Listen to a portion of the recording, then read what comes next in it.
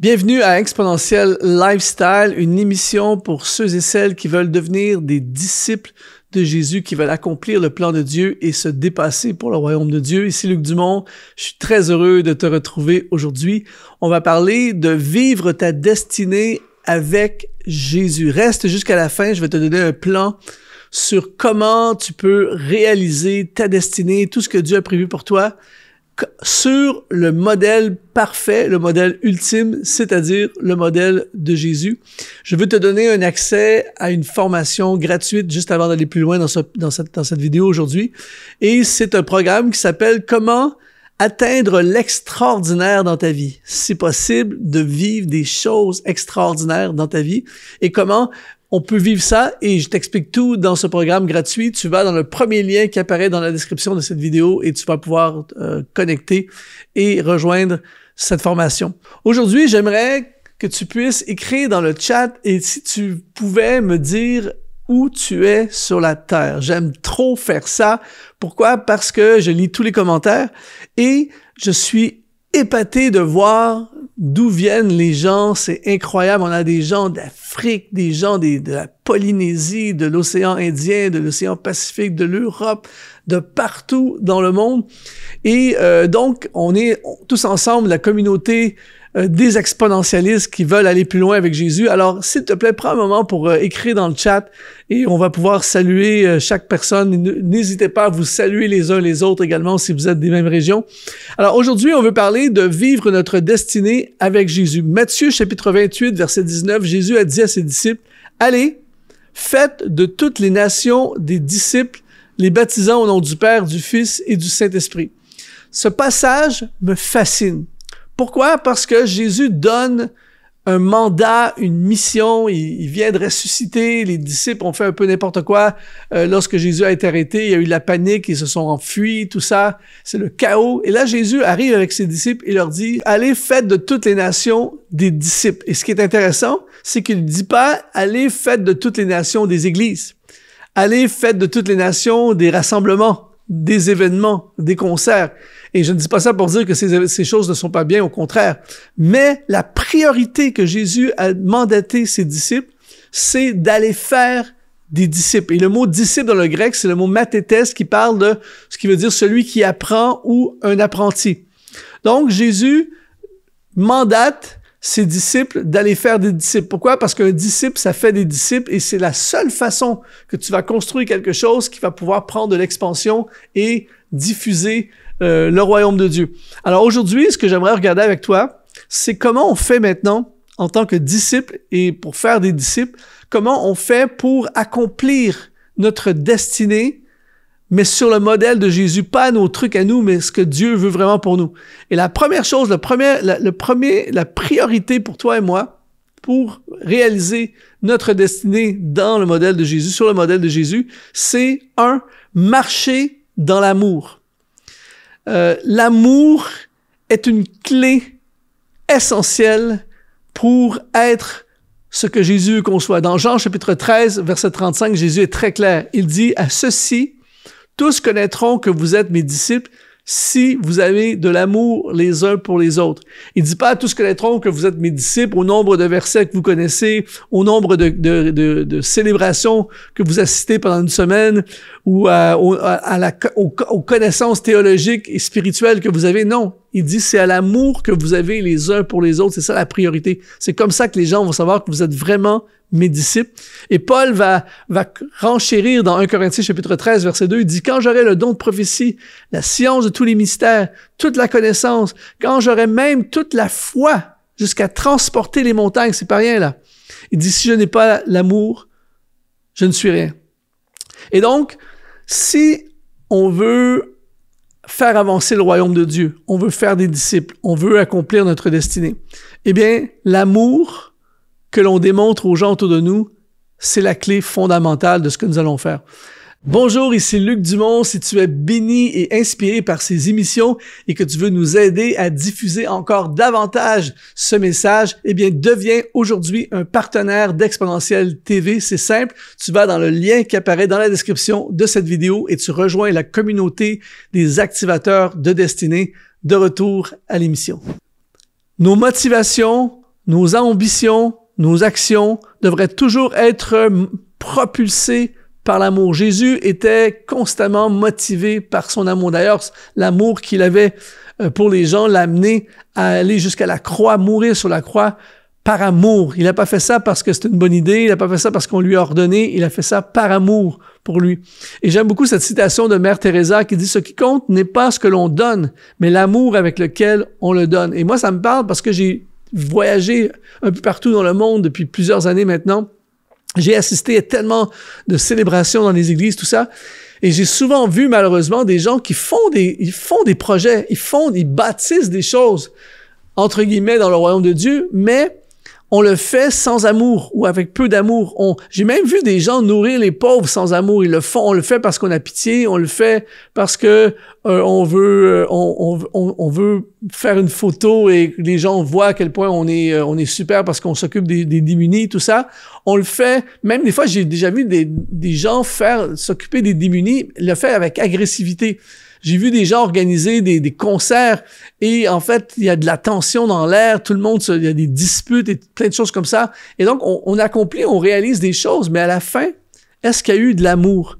Et en fait, Jésus, ce qu'il est en train de nous dire, c'est que la priorité, c'est l'amour que l'on fait. On peut construire un empire au nom de Dieu, on peut avoir des ministères flamboyants, on peut être des stars sur Internet, mais est-ce que ce que l'on fait est animé par l'amour? Est-ce que les gens ressentent de l'amour? Quand tu prêches aux gens, est-ce que les gens ressentent ton amour? Quand tu enseignes les gens, est-ce que les gens autour de toi, à ton travail, dans ton ministère, dans ce que tu fais, est-ce que les gens ressentent l'amour de Dieu au travers de toi? Et si tu veux vraiment faire un impact et accomplir ta destinée sur le modèle de Jésus, eh bien, première chose essentielle, c'est marcher dans l'amour. Deuxièmement, être comme Jésus. 1 Corinthiens 11:1, Paul dit « Soyez mes imitateurs comme je le suis moi-même de Christ. » Le disciple est un apprenti. C'est celui qui apprend. J'appelle ça l'art de suivre. J'enseigne beaucoup sur le leadership et il y a beaucoup de gens qui veulent devenir des leaders. Il y a des gens qui s'autoproclament leaders même et on veut être des leaders. Mais un bon leader, c'est quelqu'un qui, au préalable, a appris l'art de suivre. Et donc, si on veut être si on veut accomplir notre destinée sur le modèle de Jésus, eh bien, très important de devenir comme Jésus, être l'ombre. J'enseigne sur le principe d'être l'ombre de quelqu'un. Et donc, quand tu construis ton ministère, quand tu marches ta marche avec Dieu, est-ce que tu cherches à ressembler à Jésus? Est-ce que les gens qui te regardent voient Christ? Est-ce qu'ils voient le modèle de Jésus? Et c'est très puissant de se donner le modèle de Jésus et d'essayer d'être le plus possible, en fait, d'imiter Jésus. Si tu sais pas quoi faire avec ta vie, avec ton ministère, t'as pas de stratégie, t'as pas de connaissances, t'as pas d'expérience, eh bien, c'est simple, imite Jésus. Qu'est-ce qu'il faisait, Jésus? Il prêchait la bonne nouvelle, il prenait soin des pauvres, il priait pour les malades, il chassait les démons, il apportait l'espoir, il parlait de Dieu, il parlait du royaume de Dieu, il aimait les gens et il s'intéressait à la vie des gens et il devenait une solution pour eux. Fais exactement la même chose. À partir de maintenant, fais exactement la même chose. Prêche la bonne nouvelle, prends soin des pauvres, prie pour les malades, chasse les démons, apporte de l'espoir partout où tu vas, parle de Dieu, parle du royaume de Dieu et intéresse-toi aux gens et je t'assure que ton ministère passe dans une dimension incroyable.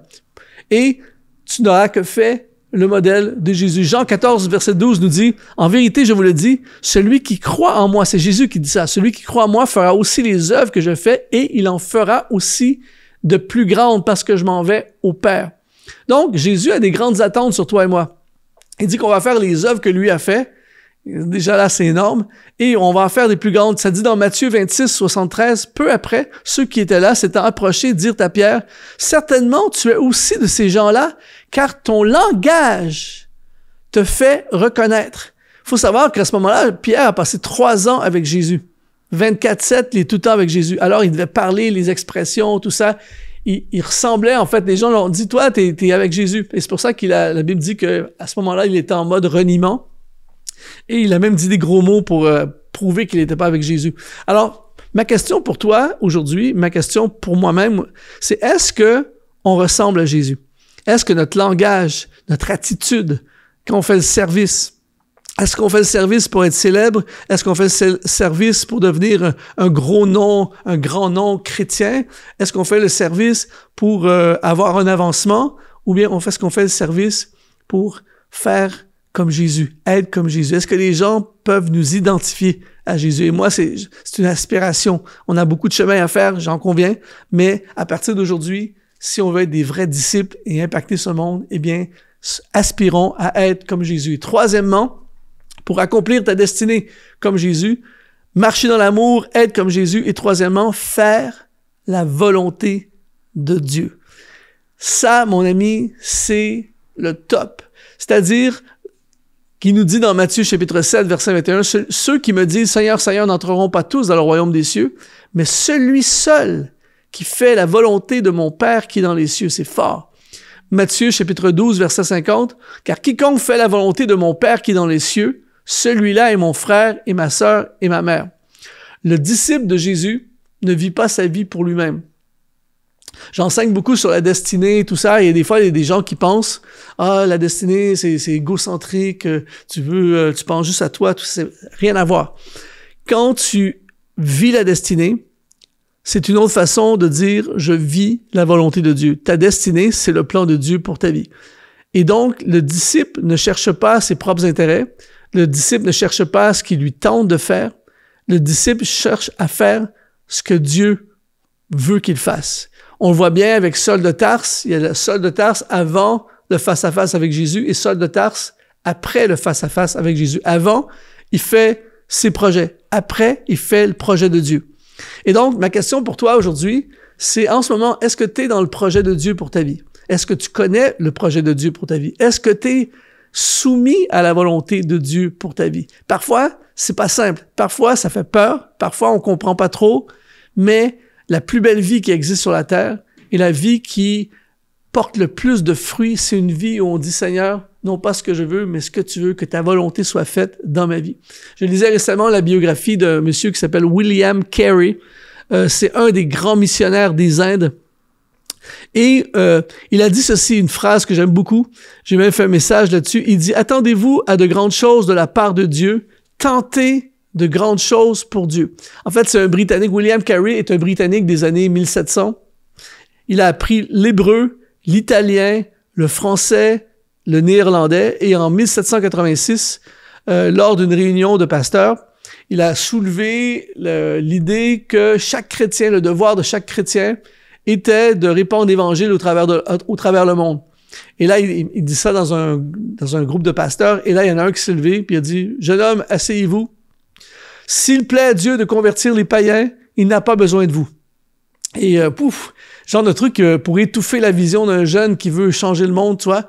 Mais William Carey n'a pas laissé l'intimidation des hommes, l'opinion des hommes, l'étroitesse d'esprit de certains limiter le plan de Dieu pour sa vie. Il a décidé d'obéir au plan de Dieu pour sa vie et il est parti pour les Indes à une autre époque. Et il a consacré sa vie à évangéliser les Indes. Et du vivant de William Carey, la Bible a été traduite là-bas dans pas moins de 42 langages et dialectes et il a révolutionné la mission aux Indes. Alors, il a décidé, malgré la pression, malgré le fait que c'était pas conventionnel dans la mentalité d'époque, il a décidé de vivre sa destinée avec Jésus. Et donc, l'idée, c'est simple aujourd'hui, c'est marcher dans l'amour, être comme Jésus, aspirer à être comme Jésus et faire la volonté de Dieu. Je ne sais pas dans quel état d'esprit que tu es alors que tu regardes cette vidéo, mais j'appelle sur ta vie le plan de Dieu. J'appelle sur ta vie ta destinée, ce que Dieu a prévu pour toi. Et à partir du moment où tu dis, Seigneur, que veux-tu que je fasse? Je me rends disponible, je veux être un disciple et je veux accomplir ma destinée. Tu déclenches dans le monde spirituel la faveur de Dieu sur ta vie et prépare-toi à vivre des choses extraordinaires. Alors, si ça t'a parlé, eh bien, n'hésite pas à commenter, mets un like pour propulser cette vidéo pour que le plus grand nombre possible puisse le voir et rejoins-moi dans la formation gratuite « Comment atteindre l'extraordinaire dans ta vie ». C'est le premier lien qui apparaît dans la description de la vidéo. Ça a été un honneur de te servir. Aujourd'hui, on vit le lifestyle du disciple de Jésus. Ici Luc Dumont, sois exponentialisé.